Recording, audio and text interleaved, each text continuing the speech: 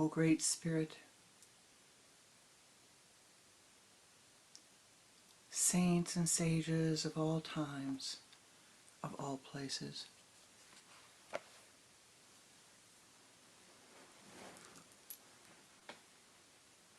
O ye powers that be,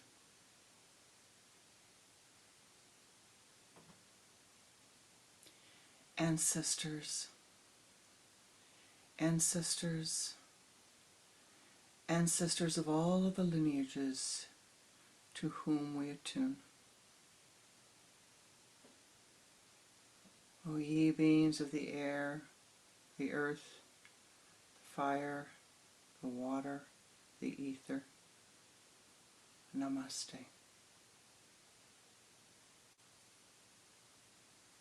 Most beloved and precious Ishtadevata, in all of thy names and all of thy forms, Namaste.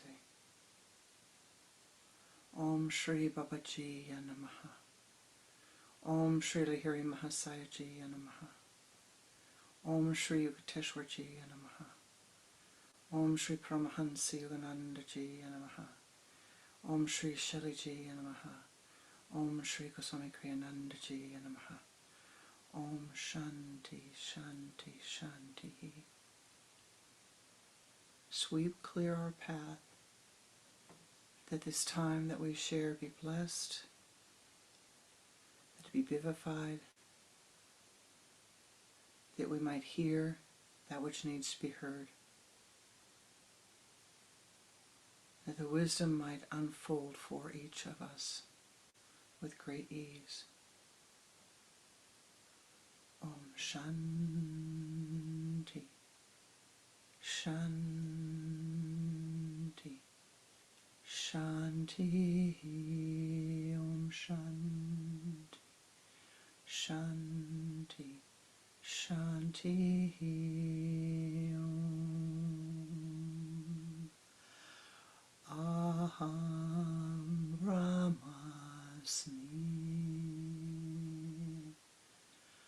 Aham Brahmasmi.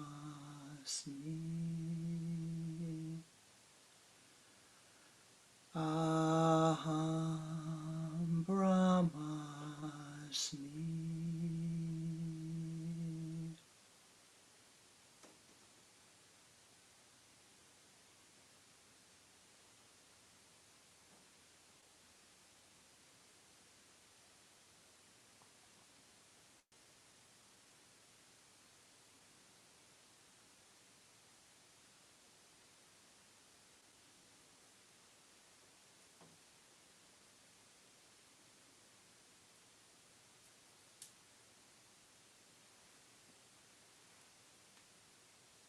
Namaste.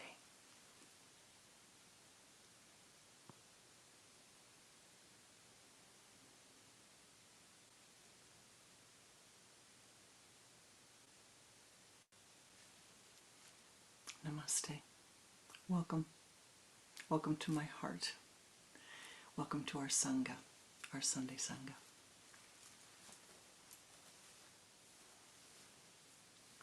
We began with the chant, Aham, I am, Brahmasmi, Brahmasmi, the creative principle. Each of us chants that for ourselves. Aham Brahmasmi.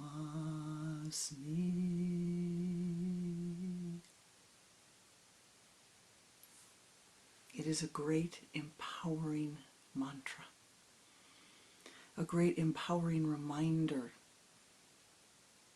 that you and I, we create our lives. We draw into our life experiences those things which we need the most to gain greater wisdom, to gain greater understanding of the nature of life.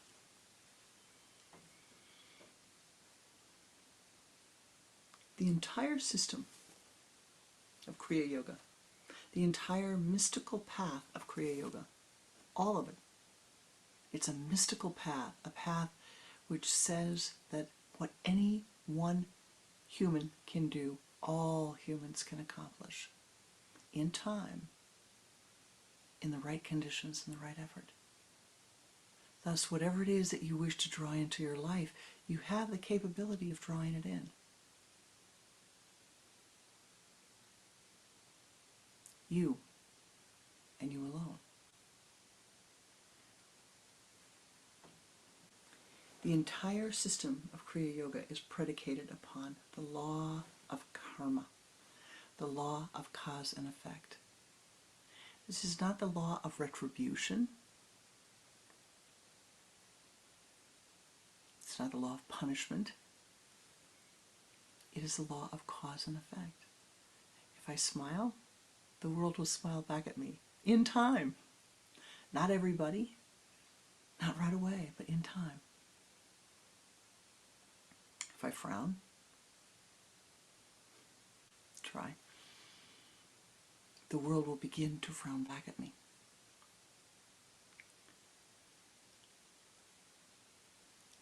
A simple analogy, perhaps.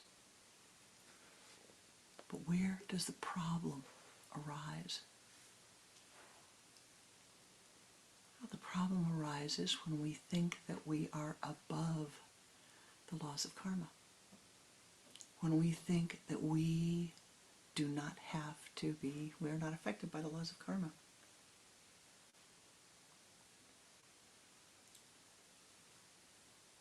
Many years ago, decades ago, there was a woman, and she had lived well into her late 80s, early 90s, as I recall. And her father died. Now, her mother had passed away when she was very little, and so she never really knew her mother. And this was the first big death in her life. And she cried and cried and cried and said to her son, I've had such a terrible life. I've had such a terrible, terrible, terrible life.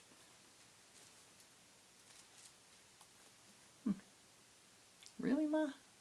You've had a terrible life. It looks pretty good to me.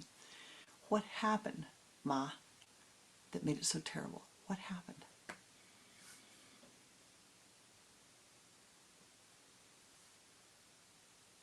My father died.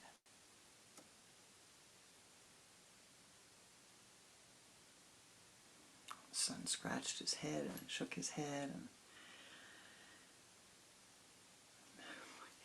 okay, you're 89 years old. Look, your cousin, your aunt, these people, they've all passed away. They reach a certain age and they pass away. And your father passed away of old age. The father was close to 100 years old.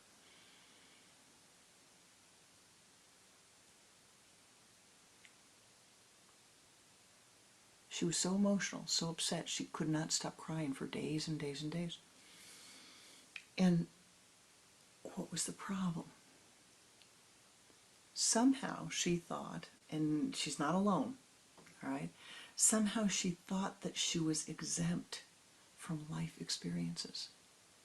She thought that the nature of life was not going to manifest in her life, that she was going to be exempt from all the experiences that other people have in life. I know. Baby born, baby grows up, baby has children, baby dies. Man born, it's just the order, the nature of things, right? So, what caused her the problem? An error in thinking, number one. Number two, in the emotionality of her mind. And there was nothing that her son could say or do, as I recall the circumstance, that was able to calm her. Now, why would I tell you that story? Why would I bring that up? Because with Aham Brahmasmi, it is a time, a phrase that causes us to reflect, to turn inward, to say, yes, everything that has a beginning in this world of manifest reality has an ending. And in that ending is the new beginning. Everything that begins ends. Everything that ends begins again in a new cycle, in a new way. We must make peace with that. And if we make peace with that, then all will be well. It is the clinging. It is the wanting for it to be the way that it was. It is the inability to say, okay, yeah, I may not like it, but the time has come. It's done. It's finished. Fini. No more.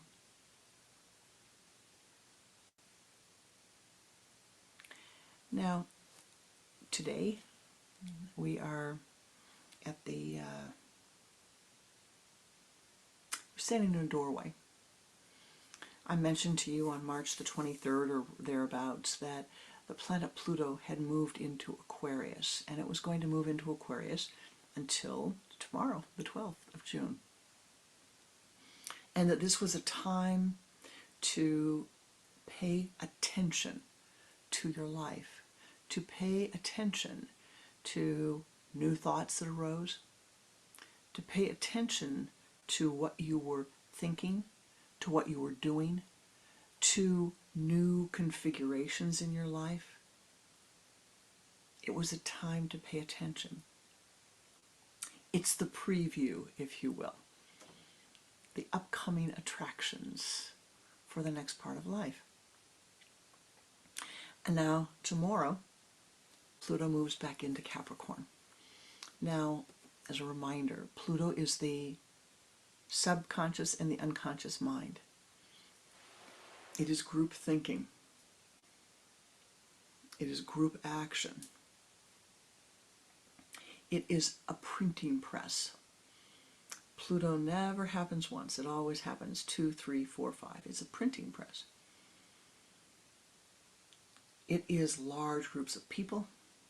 It is mass changes among people.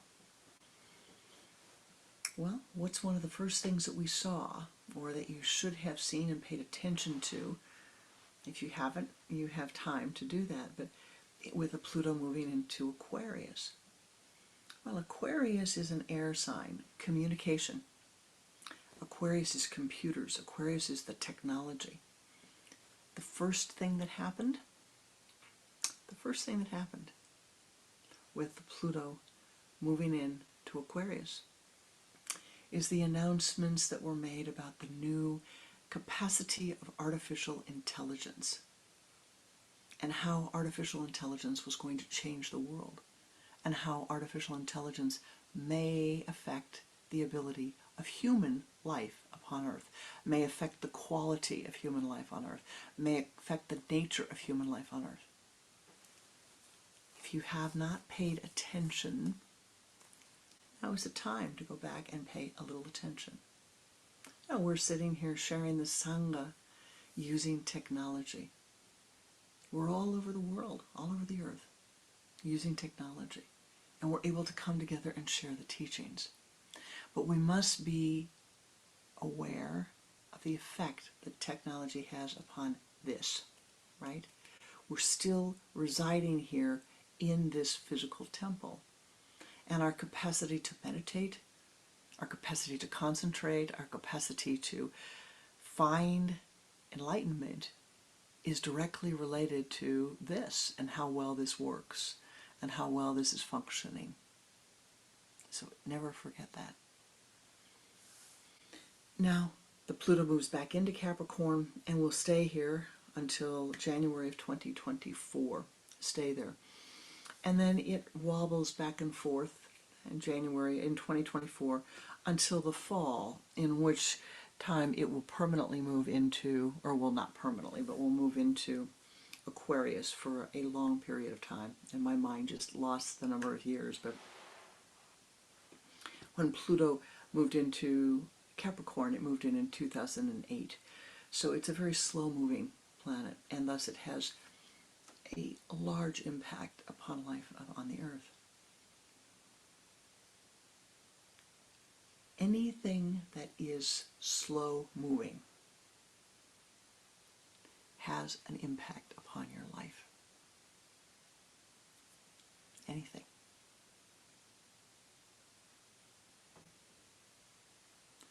The practice of meditation, repeated practice of meditation, it may be slow, but it's going to have a big impact upon your life. So what can you expect? What can you expect in this next 6 months and then sweeping back and forth through 2024?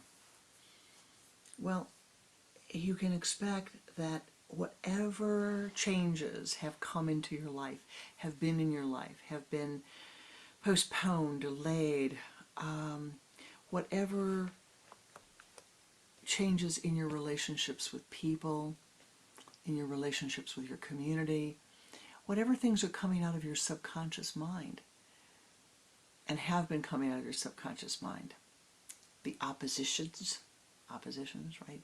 Two different opinions, fighting opinions. They will, if you will, kick up, screaming, saying, here I am, here I am, here I am. Pay attention to me, pay attention to me, pay attention to me. One more time. One more time. Like the child who knows they're going to have to go to bed, and they kick and scream all the way up the stairs, trying to get their last creative expression out, if you will. I'm not saying Pluto's a child, because it is not. It is a very powerful energy force upon the earth.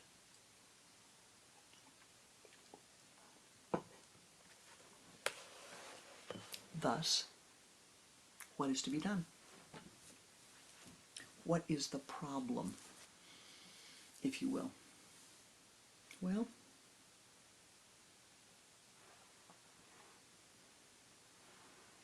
the problem is resistance. The problem is when your mind wants something to be the way that it was.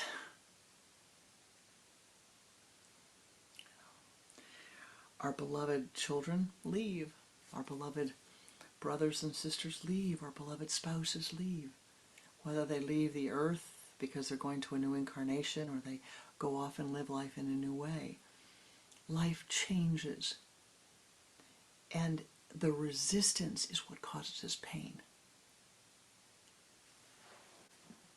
Now, with Pluto changes, oftentimes they will be so repetitive and so many at one time that it may feel overwhelming to you.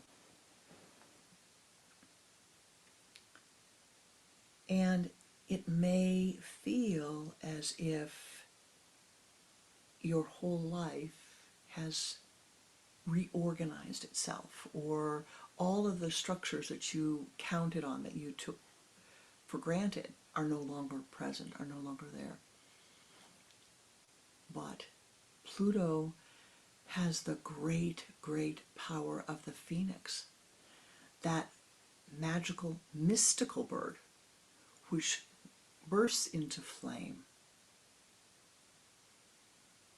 dissolving, leaving ashes, and is born again in a new way, equally or more beautiful than the previous manifestation. And so we need to say now, oh, all right, what do I need to let go of? What am I needing to let go of? What's the obstacle? What's causing the obstacle here? How do I let go of it? How do I transform it? What do I do to be able to live the next moment, the next breath with greater ease and greater harmony?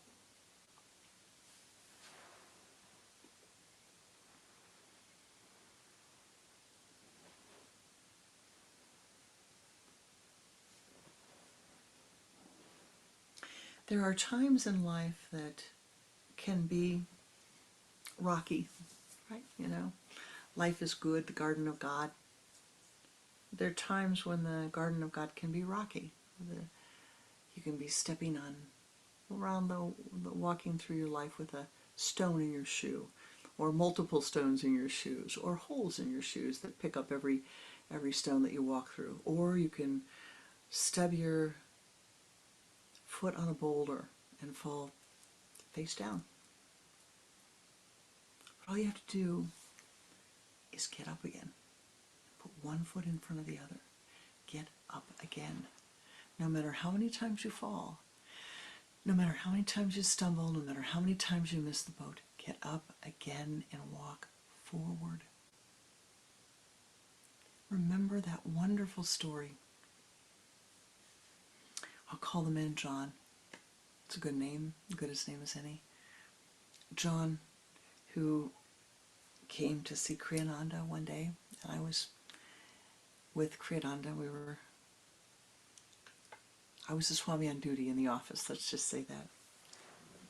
And John came, and he said, "Oh, I'm glad to see you, Kriyananda. I just got out of rehab again." Kriyananda said, "That's great, John. That's great." Patted him on the back, and John said, "I don't know. This is the 32nd time I've been in rehab." At that moment, I was really glad that I'd had some training in my early life to not gasp. But my mind went, 32 times. And you know what my guru said? You know what Kriyananda said? He said, "Good for you, John. Good for you. It doesn't matter how many times. You have to get up again and again and again and again. And one of these moments, John, and maybe it's this one, you're going to get up and you won't fall on this problem again." The love and the compassion that poured forth from him at that moment changed my consciousness. The look on John's face, all the shame was lifted. All the shame was lifted. No, he had no more shame. Because Kriyananda said to him, "It's good for you.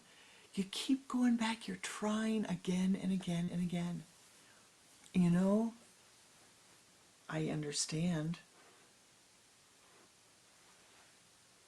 that a moment did come, and he was able to solve that problem in his life, and has lived very happily for many years. And I often wonder if it was his life was boosted, if you will, vivified by that encouragement that Kriyananda gave him.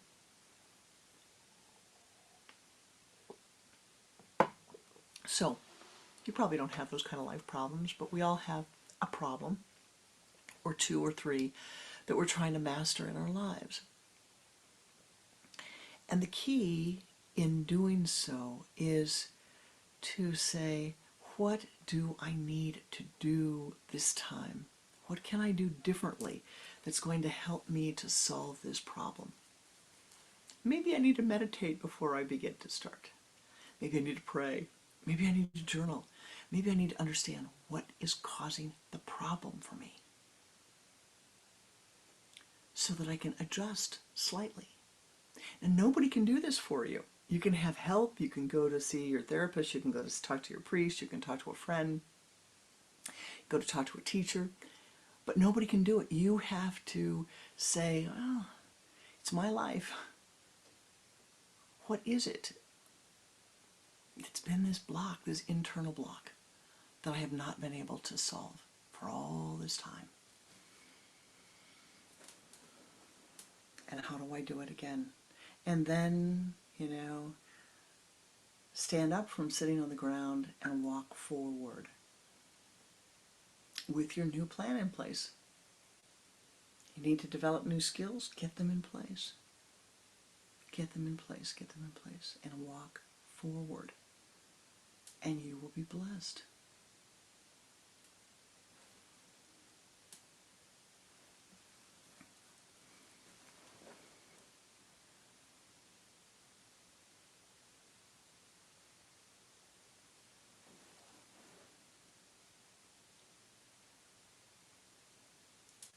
There's a thought form that's an obstacle, if you will.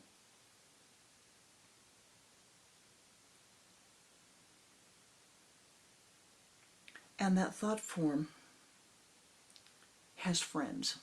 All thought forms have friends. They never come by themselves. They all have friends with them. But this thought form that is the obstacle is the thought form that says, God did it to me. It's my mother's fault. It's my father's fault. It's my boss's fault. It's my coworker's fault. It's my neighbor's fault.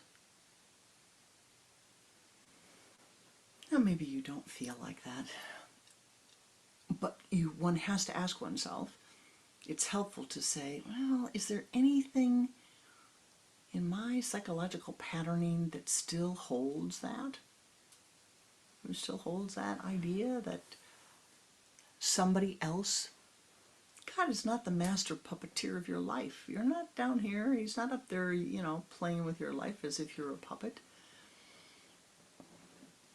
The divine attunes to you as you attune to the divine energies, the divine in whatever name and form you choose will flow to you and help you as you turn to that, to the great, to the good, to the divine, to life itself. And so it is necessary through tarka, deep reflection, and the reflection must be non-judgmental. You need to take a part of your consciousness and say, all right, I am going to, with this, reflect. And let me see. Now, I'm going to write it on a piece of paper so I can see it clearly. And then I'm going to burn the paper so nobody else can see it after I'm finished. Tell yourself that so you have confidence that you can write what needs to be written. And then go back through your life to the time you were a child and just let the images come through. What were you taught as a child? What did you hear? Were you taught that God did it to you? That God was going to do? Whatever happened to you was because of God? Were you taught that you needed to pray to God so things weren't problematic in your life? Pray as in, help, gimme, gimme, gimme, gimme, gimme. One of my favorite quotes from my guru is that God is not a cosmic bellhop, which is a good way to think about it. It's not a cosmic bellhop. But you need to go back and say, what were you told? What were you told? What was emulated for you? What did you pick up as a belief about life and about your role in creating your own life?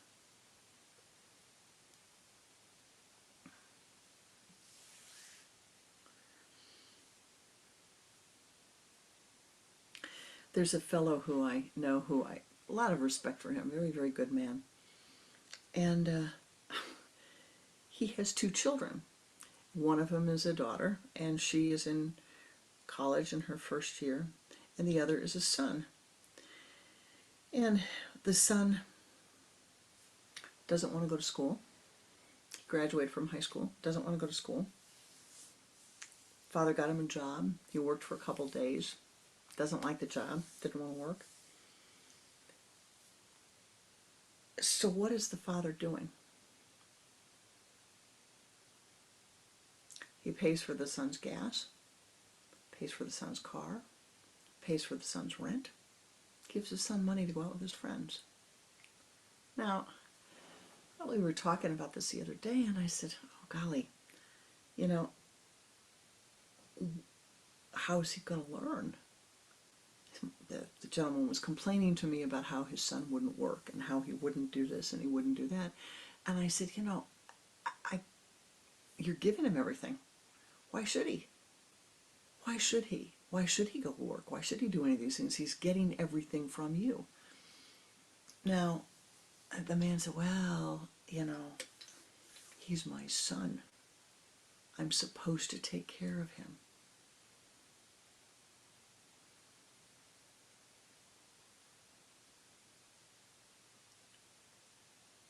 Is that taking care of the son? By indulging him in everything so that he does not have to pick himself up and take care of himself. What's the point of the story? The point of the story is that to ask yourself, where in your life have you indulged habits? Have you indulged behaviors of yourself or others? Where in your life have you chosen to blame someone else for the circumstances of your life? Now, our karma comes through others. I know all the karma in our life comes through others. But our attitude related to every piece of karma that comes is what makes the difference.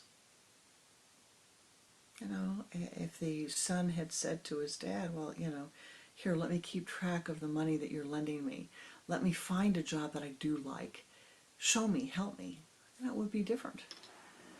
But the papa is complaining without fully helping the child. And our personality is the child. And your higher awareness is the father and the mother. Your higher balanced self-conscious awareness is the father and the mother. Your wisdom, of which you have much, of which is great, is the father and the mother. To guide you, to show you that which needs to be done. All that is needed is to turn inward, to reflect, and then to take action. To perform a Kriya, to take sacred action.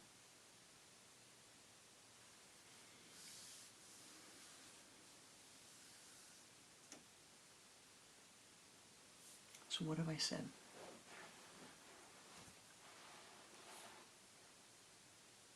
Must be important. The entire system of Kriya Yoga is predicated upon the laws of karma and big and humankind's ability to soften and change that karma. The entire system is predicated upon the law of karma and humankind's, your ability to soften and change that karma. My ability to soften and change that karma. Not God's ability. Yeah, I guess God, but you. Your ability to soften and change that karma. It is a mystical path of primary experience for you to have to say, oh, yes,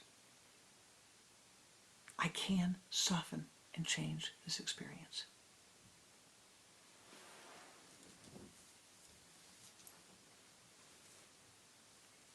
Reflection, tarka, observance, observation, and looking at others who have had or are having the experiences that you are having and asking, what are they doing to solve the problem?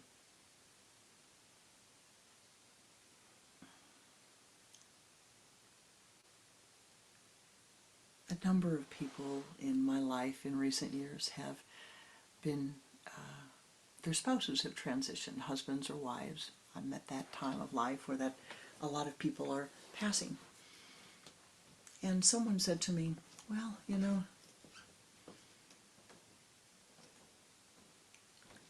this is really hard. But I look around me and I see, you know, that person's happy. And their spouse died X number of years ago. This person's happy and their spouse died X number of months ago. This person's happy and their spouse died. They did it. I can do it.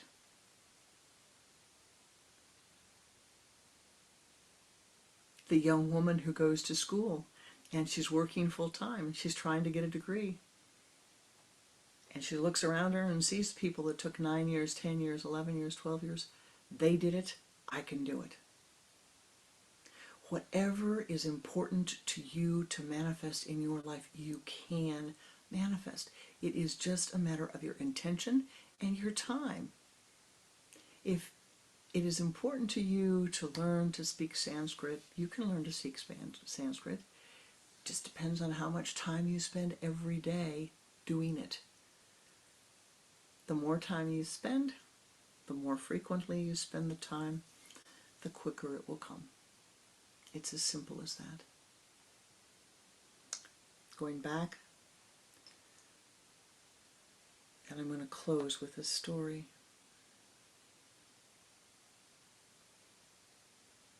It matters not how many times you have to do something. All of the great inventions in life, all of the great masterpieces of music, of art, the great scientific breakthroughs, it's persistence. It's trying again and again and again. You know, one of the disciples reminded me the other day, she used to say to her mother, and her beloved mother was here, Mom, what do you know about nonviolence? And her mother would always say, practice, practice, practice. Whatever it is that you wish to bring into your life, practice. You know, the pianist who gets to Carnegie Hall or to Symphony Center, and people say, how did you get there? That's so wonderful that you got there. And what's the answer? Practice. Nobody wants to hear that. They want to think you were born with it, or it was just luck. Couldn't have been practice. It is. It's your effort. It's practice. If you want to be happy, just practice.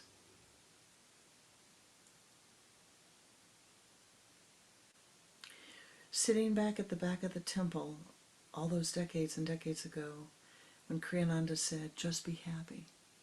Just be happy. It's the first time in my life anybody had ever given me the permission or the suggestion that I should be happy. And of course my mind objected. It was impossible. C'est impossible. But it wasn't. And so today I say to you, just be happy. Be content. Whatever it is that you're seeking in your life, be happy. Be content as you walk that path to whatever it is that you wish to do. And be happy during all the stages of it. Be content and say, here, I'm going. This is what I wish. And now the last, before we meditate.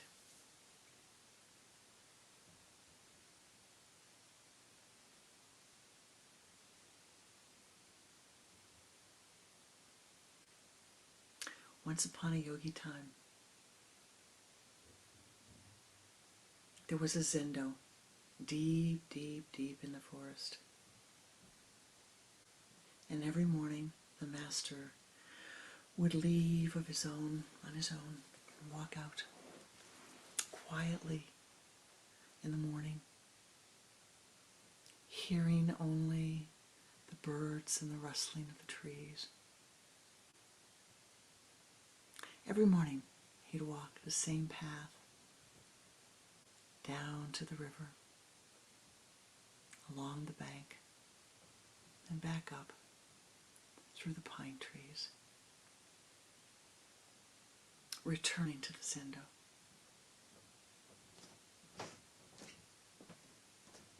One morning, as he entered the pine forest, "Master, Master, Master."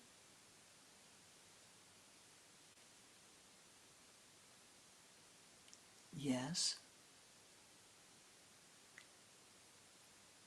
"Master, please come out. I cannot see you." "Master, look down, Master. It's me." "Oh, Mr. Fox, good morning. I haven't seen you for a very long time.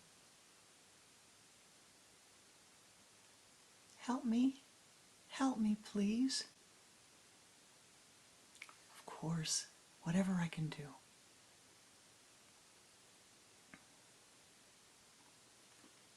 "Would you ask me the question, please? Would you ask me the question?"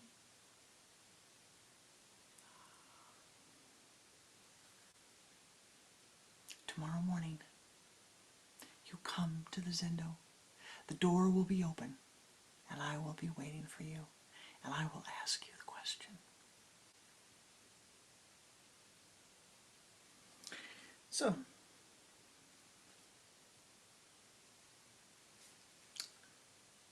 the master goes back to the zendo, calls all the monks together and says, "We must prepare. We have a special guest coming tomorrow. I would like you to prepare a funeral pyre. Get all of the sacred sandalwood and the palo santo and the sage, and I'd like you to build the most beautiful funeral pyre that we have ever built. All the sacred herbs and sage and all the sacred herbs are to come, the sacred woods to be brought here, and it is to be built at the entrance to the zendo in this space here." You can imagine everybody was a little puzzled. It's kind of unusual to build a funeral pyre and you don't know who it's for, and at the front, and he was asking that all of the sacred herbs and scents and essences be brought out. Thus it was done.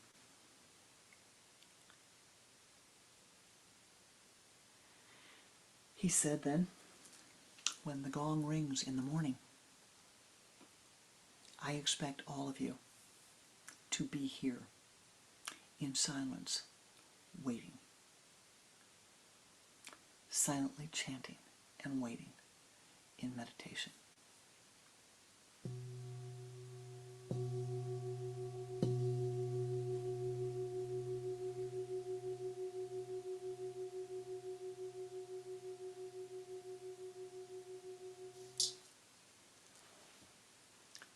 Thus they walked in and stood in a circle and sat, then meditating. The master goes to the doors of the zendo and opens them wide.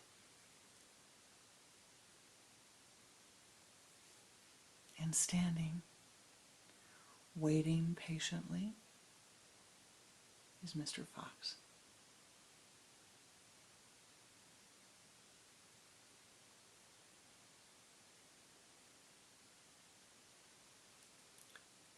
"Namaste, Master. Namaste." "Namaste, Mr. Fox, and welcome. You wished a boon. Please, Master. Many lifetimes ago, you asked me a question.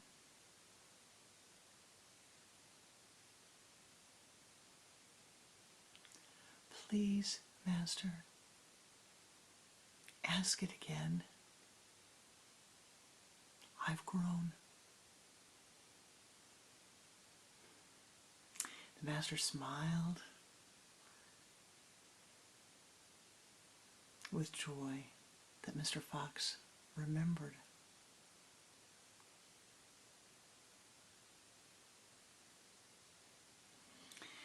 And he said,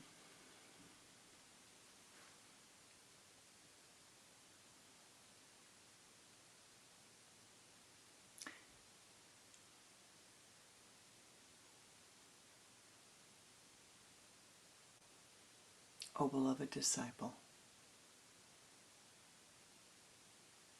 is the enlightened soul above the laws of karma?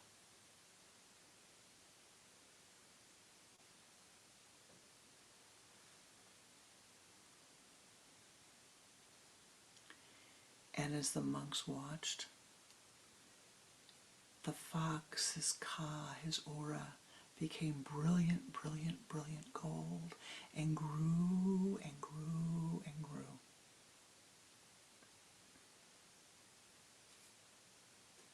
No. Guruji, the enlightened soul, is one with the laws of karma. And with that, the astral body of the monk, the disciple, lifted from the fox body and grew larger and larger and larger, filled with light. And the body of the fox lay upon the ground. And the disciple monk said, thank you, Master. Okakasamade, thank you. Because of you, I am free. Because of you, I have learned. Thank you. And the Master picks up the fox's body and anoints it and wraps it and covers it and turns to the other monks and says, many lifetimes ago, my disciple here was asked this question, and he goofed. He said at that time the enlightened soul is above the laws of karma. And thus he has reincarnated again and again and again and again and again until he understood that all souls, regardless of their state of spiritual development, are one with the laws of karma. And that we must all strive and seek to understand the laws of karma. And with that, he took the arti light and lit the fire as all of the monks chanted in the forest and filled the zendo. Aham Brahmasmi.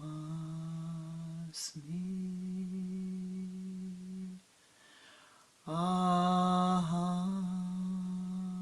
Brahmasmi.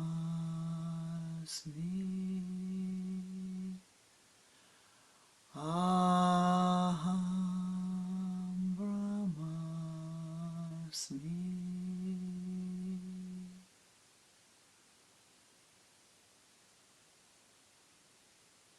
And thus it echoed through the ashram, through the forest,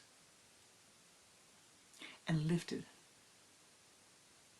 the disciple monk to its next incarnation. May you and I be blessed by the story, remembering always that we are one with the laws of karma. And we must pay attention to the time, the place. We must pay attention to what we do and how we do it. And see that we are not exempt. And when we're given an opportunity to get out of a mess, get out of it. When we're given an offer of help, accept it.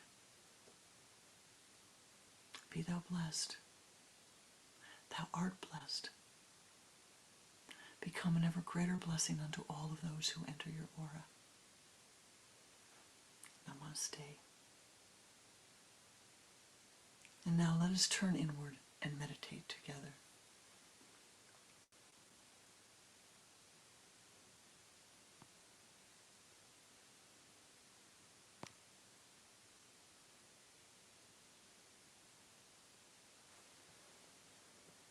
Sit with your spine erect,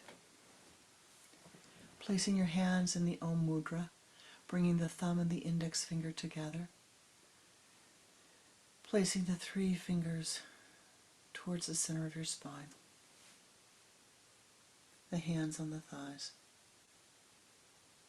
Turning the head to the left, exhaling twice, bringing the head back to the center and beginning to watch the breath.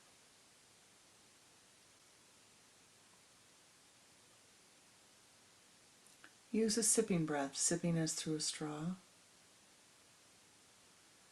pulling the energy from the limbs to the trunk.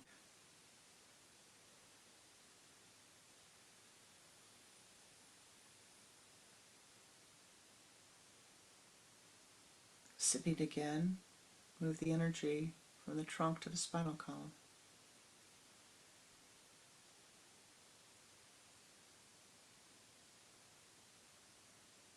From the base of the spine to the sun center.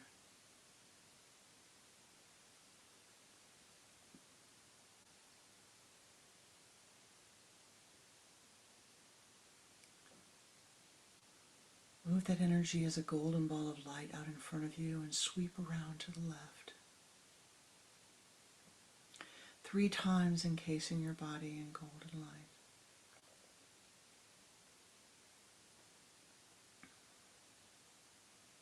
And now ascend upward, ascend above the room you're in, above the building, above the continent.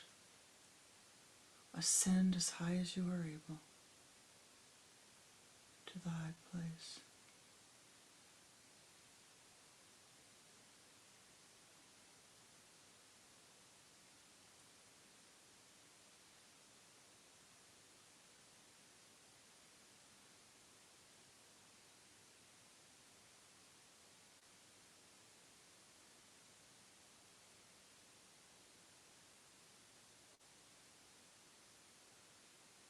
Reaching the high place of meditation. You see in front of you a mountain.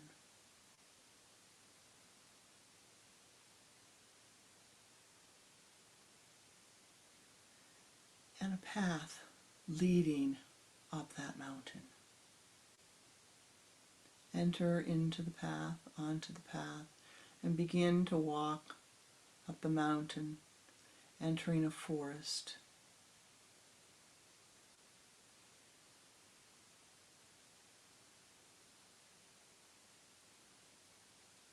As you climb, be aware of the water running in the creek next to you, the large boulders, the sun climbing through the trees,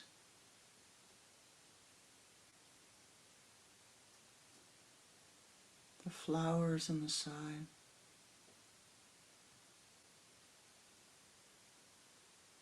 Continue your climb.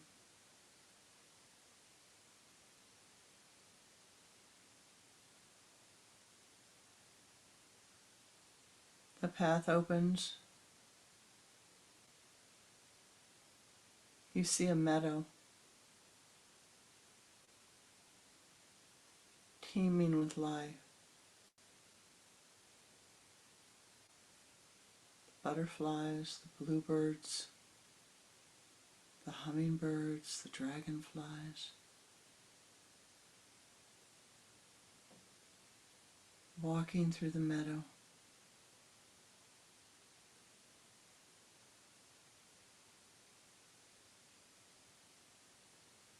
You ascend upward.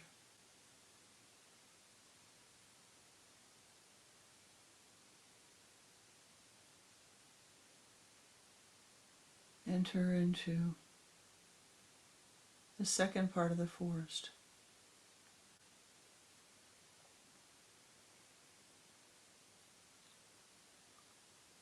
The fir trees are here, the pines.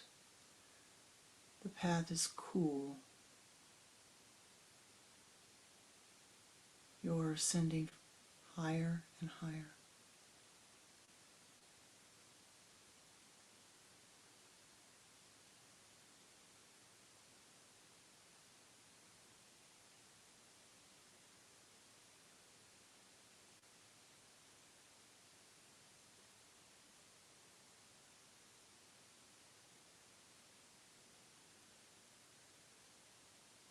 In front of you, the path opens widely.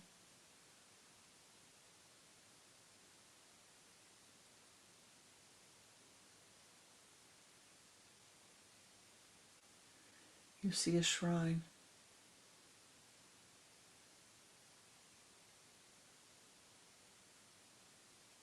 You hear the chanting of the Om coming from the shrine, coming from the trees around you. The shrine is filled with light, welcoming you.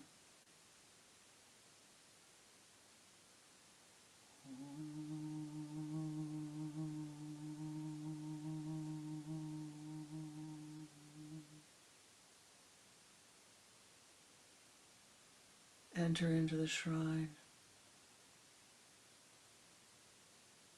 Glowing from the back, you see a pool of light, fed by a waterfall of light. You breathe in the light as you walk towards the back. The colors that you need are there, and you breathe them in.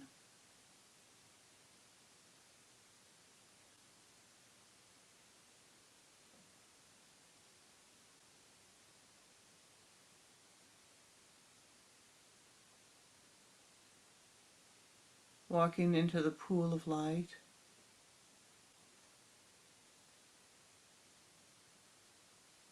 you feel yourself submerged in the light, cleansed, lifted. All of the old beginning to dissolve away. You stand underneath the light. Stand under the waterfall.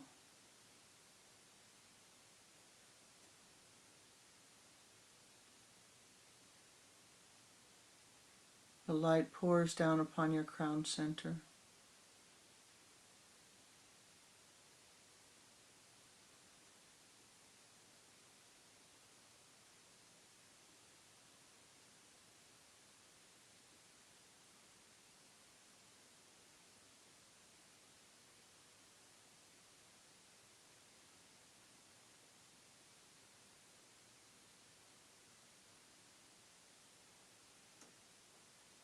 Filling every cell of your being with light. The karmas dissolve away.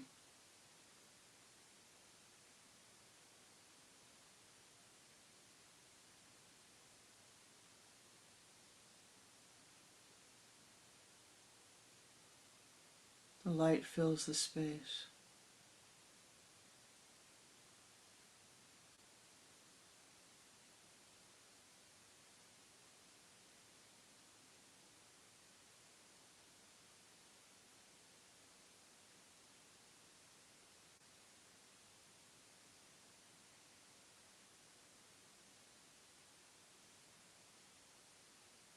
As the karma is dissolved, your body becomes lighter and lighter, perhaps ascending a small amount.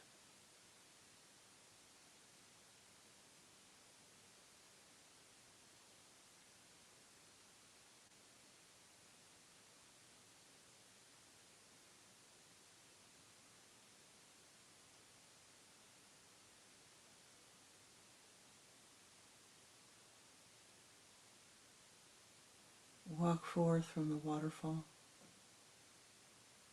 feeling yourself vivified, strengthened, healed.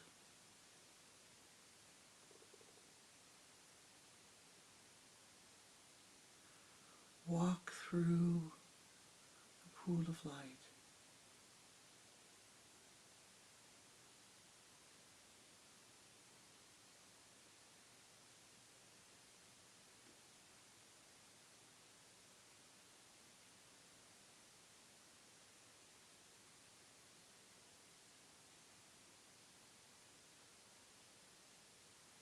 Breathing in the light,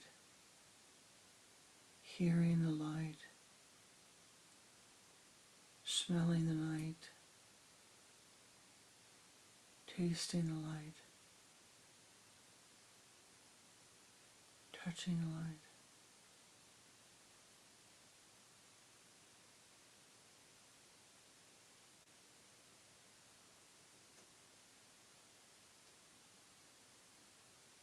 Becoming one with the light.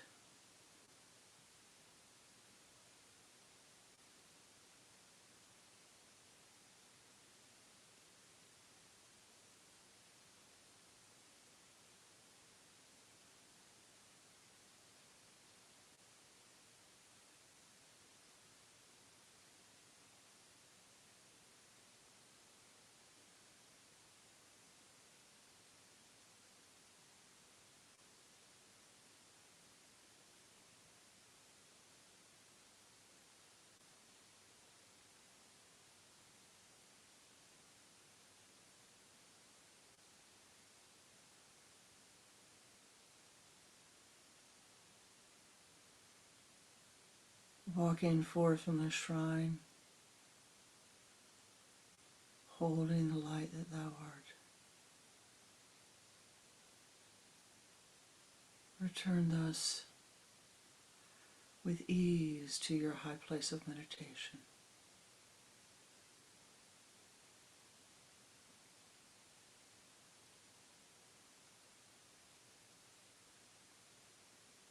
Seeing yourself in a circle with all of the Sangha, those meditators.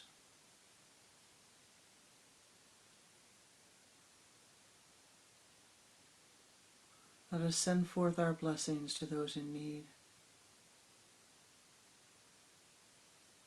O ye powers that be, we call thee forth to join with us, to pour forth thy blessings upon Mother Gaia, that she have that which she needs, that she be healed, that she be strengthened. See the golden light of Anandic bliss pouring forth upon Mother Gaia, filling her, healing her, strengthening her, as we chant the Om Shanti mantra. Feel this radiate from your sun center as golden dewdrops of Anandic bliss.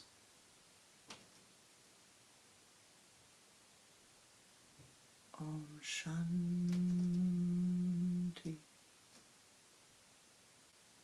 Shanti,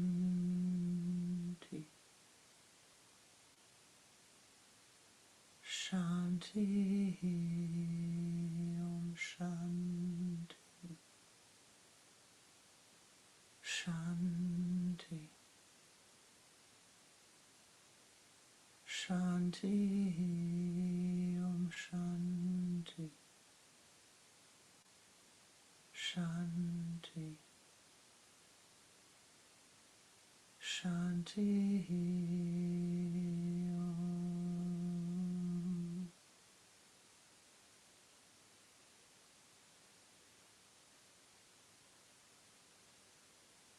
ye powers that be, you know that which is needed. You know those souls seeking guidance, those souls whose minds are confused, those souls who are in pain, who are causing pain, those souls who are seeking enlightenment, those souls who are lonely, who are hungry, who are thirsting for the bliss of life. We call upon you to use our energies and to send them forth as is most needed.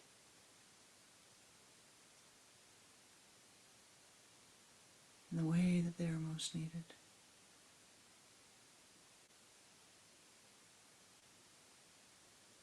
As we chant this Om Shanti mantra, we will chant it 3 times, 3 rounds.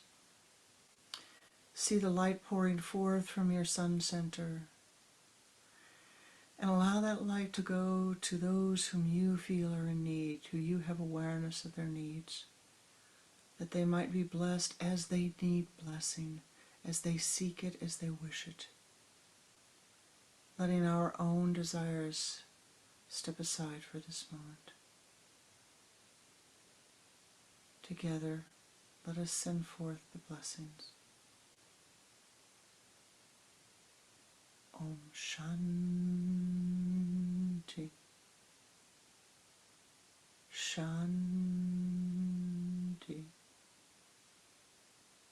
Shanti.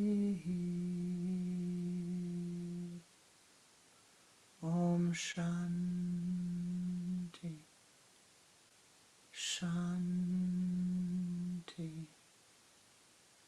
Shanti.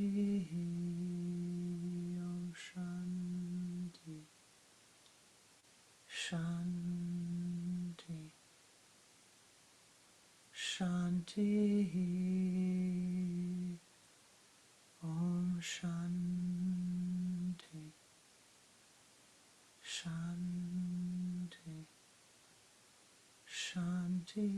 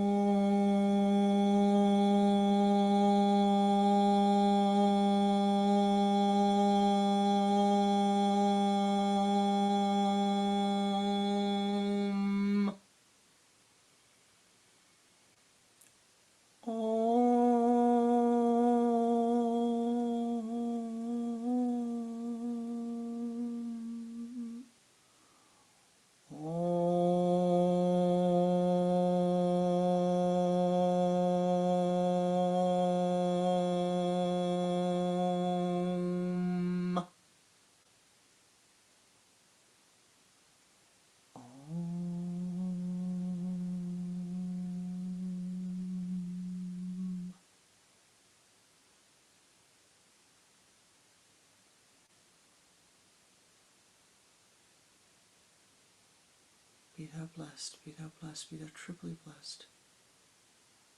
May you walk through this breath, through this week, through this day, through this hour, through this moment, with ever greater self-awareness, with a greater commitment to finding wisdom,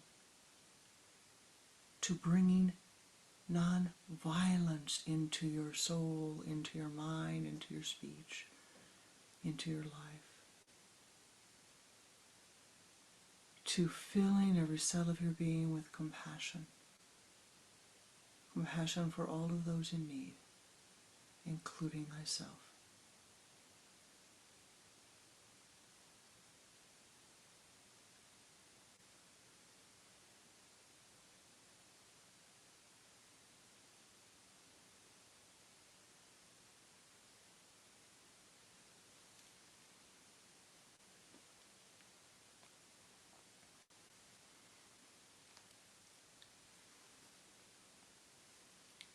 Namaste. As always, I thank you for the blessing of your presence, for your wisdom, for your sharing your Yoga City as we come together. Truly, it is a blessing to share this time with you. Become an ever greater blessing to all of those who enter your aura. Namaste.